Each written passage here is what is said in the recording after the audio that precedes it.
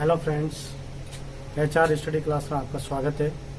जैसा कि पिछले वीडियो में हमने माहेश्वरी सूत्र और संधि प्रकरण के बारे में हम पढ़ चुके हैं। अब हम समास प्रकरण के बारे में पढ़ेंगे। ये भी आपके रीट में और अन्य कंपटीशन में आने लायक टॉपिक है, विषय है। तो हम बिना समय गंवाए हम समास प्रकरण के बारे में पढ़ेंगे।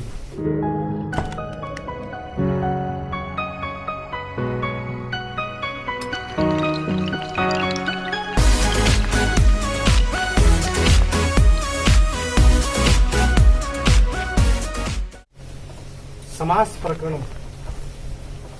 समास शब्द सम, घन, अस, घच से मिलकर बना है। यानी सम इसका उपसर्ग है, अस धातु है और घच प्रत्यय है। इन सब तीनों शब्दों से मिलकर समास शब्द बना है। अब सूत्र है अपने समास में। मैंने पहले भी कहा है कि संस्कृत में हमेशा सूत्रों के माध्यम से ही अपने ये परिभाषाएं बनती है। ठीक है। तो सूत्र है सम सनम समासः, अर्थात संस्कृतिकरण को ही समास कहते हैं। जैसा कि संधि में दो वर्णों के मेल को संधि कहा जाता है, उसी तरह से समास दो या दो से अधिक शब्दों के मेल को समास कहते हैं। यानी वहाँ पे शब्दों का मेल होता है।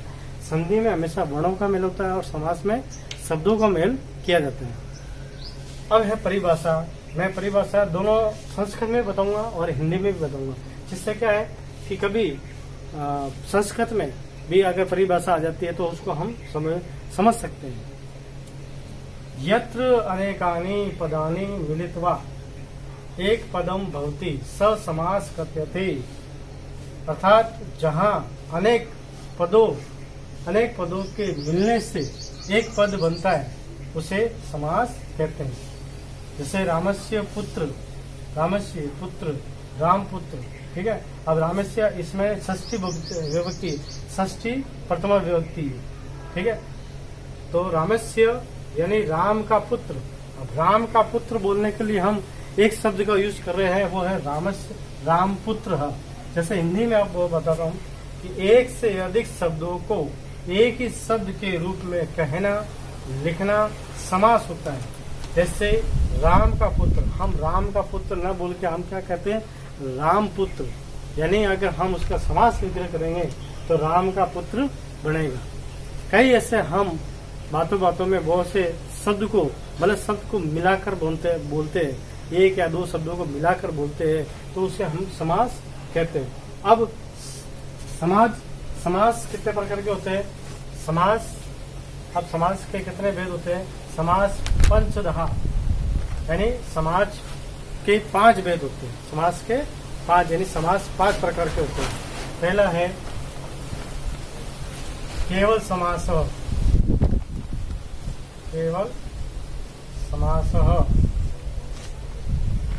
दूसरा है तत्पुरुष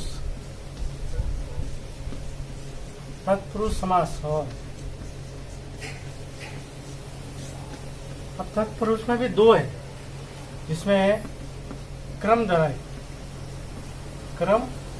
धारय समास, और दूसरा है द्विगु समास। और ये इसके प्रकार है। तीसरा कौन सा प्रकार है?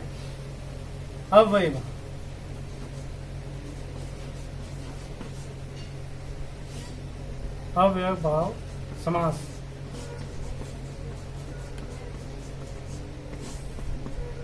चौथा है बहुवीर्य समास। और लास्ट है द्वंद्व समास। यानी संस्कृत में 5 प्रकार के समास होते हैं। केवल समास, तत्पुरुष समास, तत्पुरुष की 2 प्रकार के होते हैं, क्रमधारय समास, द्विगु समास, अव्ययभाव समाभाव समास ये तीसरा है, बहुवीर्य समास चौथा और द्वंद्व समास पांचवा। यानी 5 प्रकार के समास होते हैं। अब हम आगे एक एक करके उन सबको पढ़ेंगे। सर्वप्रथम हम केवल समास के बारे में पढ़ेंगे। केवल समास में हम एक सूत्र है विशेष संज्ञा विनिमुक्त केवल समास। विशेष संज्ञा विनिमुक्त केवल समास अर्थात विशेष संज्ञाओं से मुक्त जो समास होता है उसे केवल समास कहा जाता है। मतलब है कि संज्ञाओं से मुक्त होना चाहिए, तो ही उसको हम विशेष मानेंगे, उसको केवल समास ही मानेंगे। इसमें क्या होता है कि इसमें कोई भी पद प्रधान नहीं होता है। हम इसके बाद में बहुत समास पढ़ेंगे, उसमें पूर्व पद प्रधान हो सकता है, किसी में उत्तर पद प्रधान हो सकता है, किसी में दोनों पद प्रधान हो सकते हैं, लेकिन इसमें कोई भी पद प्रधान नहीं होता है, इसलिए केवल समास कहा जाता है। और इसमें विभक्ति का लोप भी नहीं होता, इसमें किसी प्रकार की विभक्ति का लोप भी नहीं होता। अब कैसे? जैसे कृष्ण श्रित, कृष्णम श्रित, अब ये प्रथमा विभक्ति है, ये भी प्रथमा विभक्ति है, तो कृष्ण अब इन दोनों का लोप करेंगे, सभी में लोप होता है, बाकी इसमें लोप नहीं होता है। तो यहाँ पे क्या हो जाएगा? कृष्ण श्रित। अब इसको मिला के हम क्या बनेंगे? कृष्णाश्रित।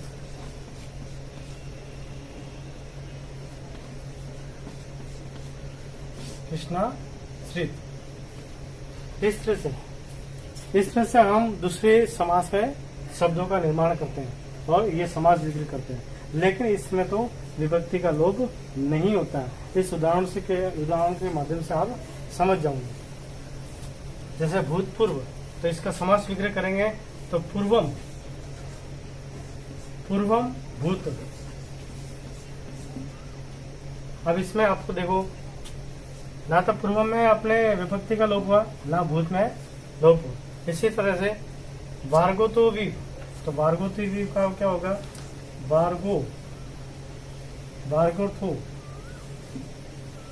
वार्गोथो, इव, क्योंकि इसमें इव मिला हुआ है। इसी तरह से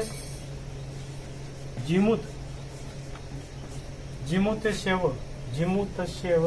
तो जिमुतस्य, और इसमें मिला हुआ है क्या है? इव। तो इस तरह से इसमें, जिस तरह से इसमें देखो क्या कहते हैं, विभक्ति का लोप हुआ है, उसमें विभक्ति का लोप नहीं हुआ है। शब्द वही का वही है, सिर्फ अपन ने अलग किया है। यहाँ पे संधि है दोनों में, तो देखो वार्गतो इव या जिमुतस्य इव, ठीक है। इस तरह से इस शब्दों के निर्माण होते हैं। अब इसके बाद में हम अविर्भाव समास के बारे में देखेंगे। इसके बाद दूसरा है अविर्भाव समास है। अब इसका क्या सूत्र है कि प्रायण पूर्व पदार्थ प्रधान अवयभाव, यानी जिस समास में पूर्व पद अर्थ में प्रधान, मतलब हमेशा ध्यान रखना है कि दो पद होते हैं, पूर्व पद और उत्तर पद। घन के पहला वाला पद होता है पूर्व पद, और ये होता है उत्तर पद। घन के पहले वाला पूर्व पद और घन के बाद वाला उत्तर पद। तो पूर्व पद यानी यह वाला पद प्रधान हो, तो उसे हम अव्ययभाव समास कहते हैं। अब अव्ययभाव समास में पूर्व पद उपसर्ग होना चाहिए, ये पद उपसर्ग होना चाहिए, ये अव्यय होना चाहिए, ये अविकारी शब्द होना चाहिए। ये तो उपसर्ग होगा, ये अव्यय होगा, ये अविकारी शब्द होगा, और उत्तर पद संज्ञा शब्द होना चाहिए, तभी हम अव्यय समास कह सकते हैं। अब किस प्रकार से? अब अव्ययभाव समास को हम कितने प्रकार से काम में प्रयोग करते हैं। जैसे विभक्ति के अर्थ में, विभक्ति के अर्थ में। अब विभक्ति के अर्थ में 7 विभक्ति होती है, प्रथमा द्वितीय तृतीय चतुर्थ पंचमी षष्ठी और सप्तमी। उसी तरह विभक्ति के अर्थ में इसमें सप्तमी विभक्ति सप्तमी विभक्ति के साथ, सप्तमी विभक्ति के साथ अधि का प्रयोग होता है। अधि आपको पता होगा, अधि एक उपसर्ग है। अधि क्या है? उपसर्ग। अब समास पद, उदाहरण से समझोगे आप। समास पद और समास विग्रह।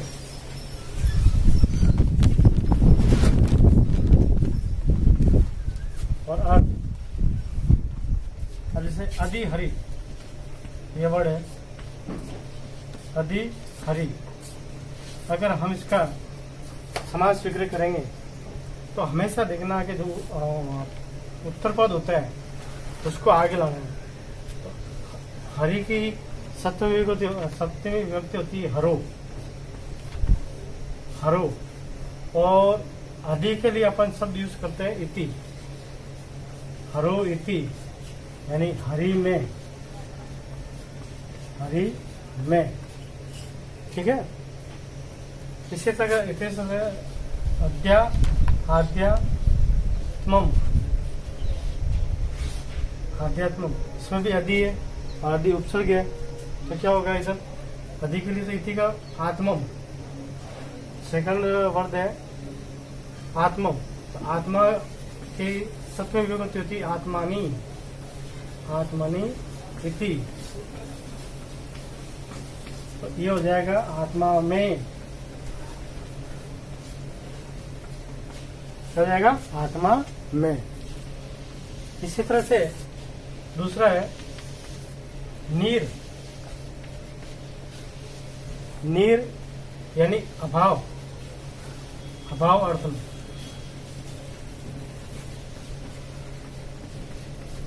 नीर अभाव अर्थ में। इसमें हम षष्ठी विभक्ति और किसका प्रयोग करेंगे? अभाव, षष्ठी विभक्ति और अभाव का प्रयोग करेंगे। जैसे निर्जनम,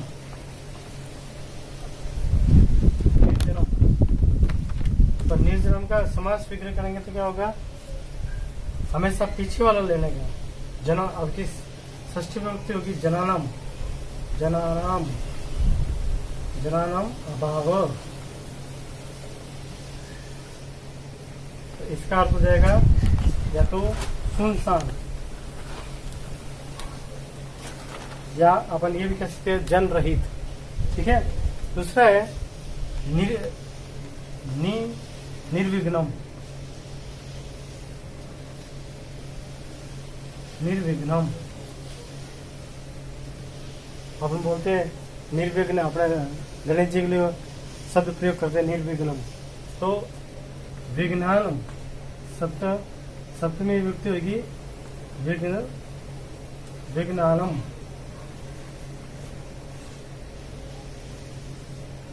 विघ्नानम अभाव। तो क्या हो जाएगा? विघ्न रहित, विघ्न रहित। नेक्स्ट है अपने उप, उप यानी समीप के अर्थ में।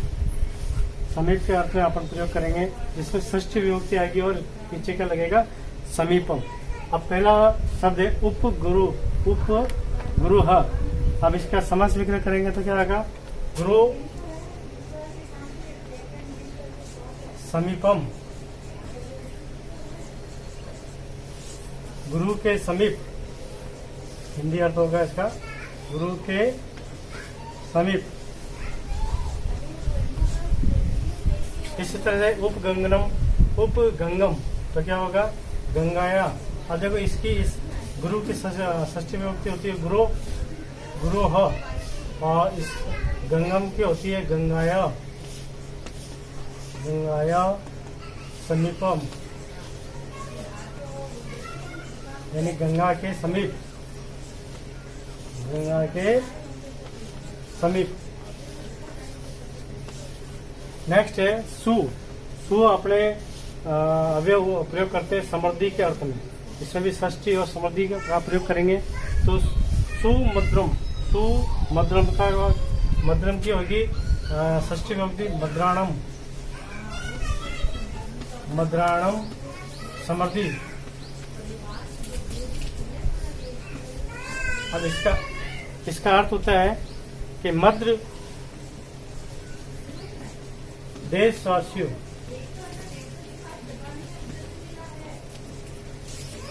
के ऐश्वर्य में।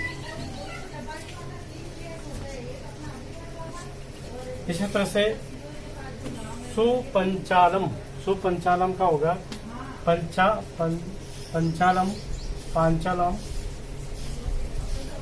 पांचालम क्या होगा? पांचालम, पांचालम समृद्धि। इसका क्या अर्थ होगा? पंचाल देश के ऐश्वर्य में, पांचाल देश के ऐश्वर्य में।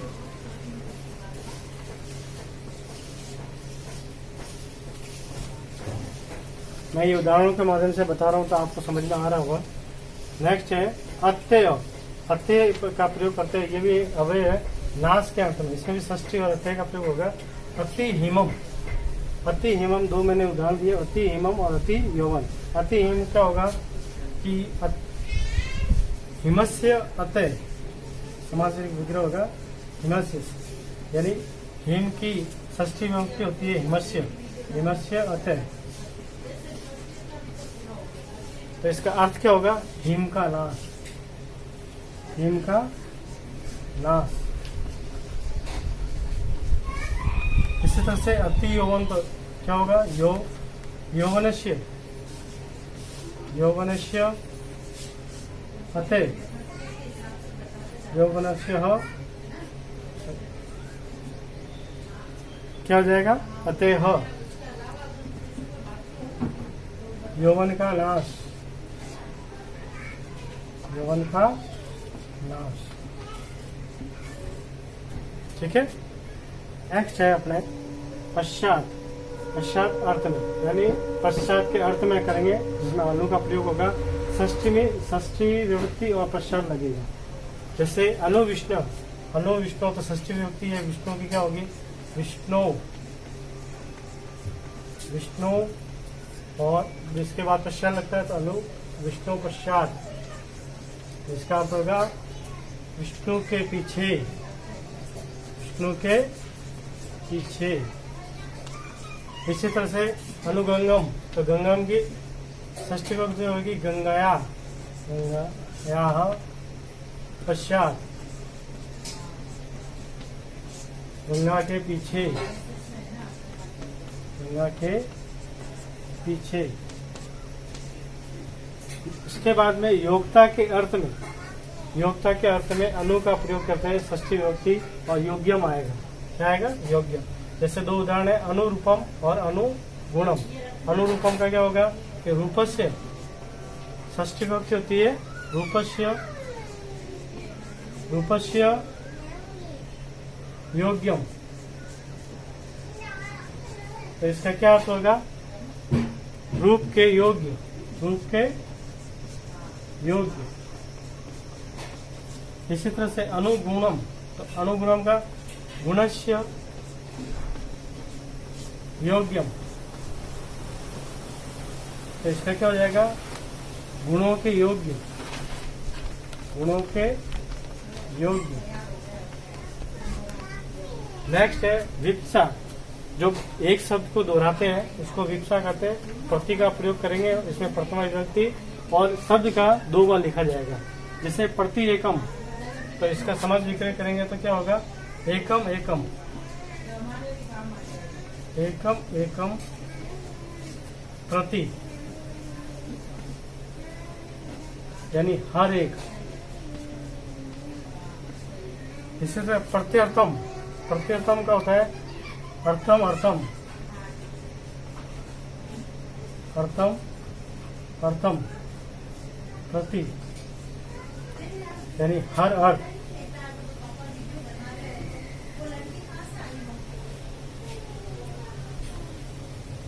तो इस तरह से ये अव्ययभाव समास के उदाहरण है।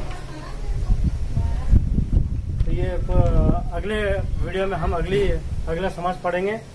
अगर मेरा वीडियो पसंद आया हो तो लाइक कीजिए, शेयर कीजिए और सब्सक्राइब कीजिए और बेल घंटी की ओर दबाइए। धन्यवाद।